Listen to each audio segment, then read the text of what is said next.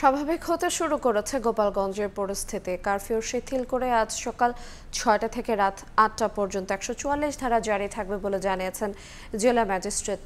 সেখানকার সবশেষ পরিস্থিতি জানাতে এই মুহূর্তে আমাদের সঙ্গে যুক্ত হচ্ছেন সহকর্মী জয়ন্ত শেরালি। সরাসরি যাচ্ছি তার কাছে।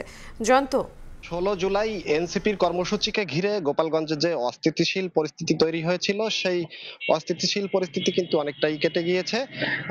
আজ সকাল ৬টা থেকে রাত ৮টা পর্যন্ত কিন্তু ১৪৪ ধারা জারি করেছে প্রশাসন।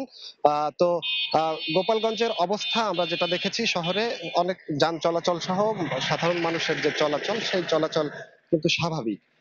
সকাল থেকে আমরা দেখেছি সেনাবাহিনীর এপিসি সহ পুলিশের যে টহল, সেই টহল রয়েছে। এছাড়াও শহরের মোড়ে মোড়ে কিন্তু পুলিশের অবস্থানও আমরা দেখতে পেয়েছি। তো আজ রবিবার, স্কুল কলেজ এবং অফিস আদালত খুলেছে। সে অফিস আদালতেও মানুষকে আমরা যেতে দেখেছি। তবে স্কুল কলেজে যাওয়ার যে এই সময়টায় শিক্ষার্থীদের যে রাস্তায় চোখে পড়ে, সেটি কিন্তু আমরা দেখতে পাইনি। এছাড়া কিন্তু আমাদের গোপালগঞ্জে 144 জারি ছিল, সেটি কিন্তু এর আগে ১৬ তারিখে যখন 144 জারি করা হয়, তার পর থেকে কিন্তু মানুষের মধ্যে কিছুটা স্বস্তি থাকে।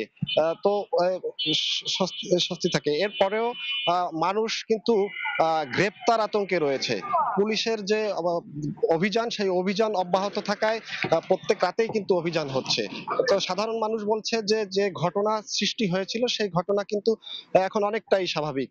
তো এখন যে ১৪৪ ধারা জারি রয়েছে, সেটি প্রশাসন বলছে মূলত এটি জনগণের বা সাধারণ মানুষের জানমালের নিরাপত্তার কথা মাথায় রেখেই এই ১৪৪ ধারা জারি রয়েছে। এর আগে কিন্তু আজ সকাল ৬টা পর্যন্ত কিন্তু কারফিউ জারি ছিল। সে সেই সেই কারফিউ জারি শেষ হওয়ার পরেই কিন্তু প্রশাসন ১৪৪ ধারা জারি করে। সেই ১৪৪ ধারা কিন্তু আজ রাত ৮টায় শেষ হয়ে যাবে। তো গোপালগঞ্জ থেকে আমার কাছে এই ছিল সর্বশেষ। আমরা সরাসরি যুক্ত ছিলাম গোপালগঞ্জ থেকে।